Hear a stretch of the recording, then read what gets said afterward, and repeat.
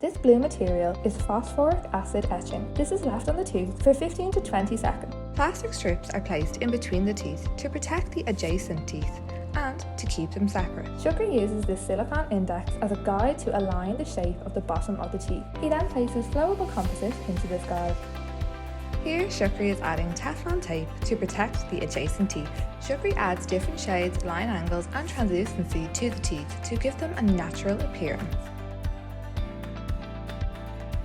Jenna is having full coverage bonding. This is when it is added in layers onto your teeth. It's a bit like adding varnish to your decking or shellac to your nails. It's layered on and each layer is set with this blue light which solidifies the material. Composite bonding is a completely painless procedure.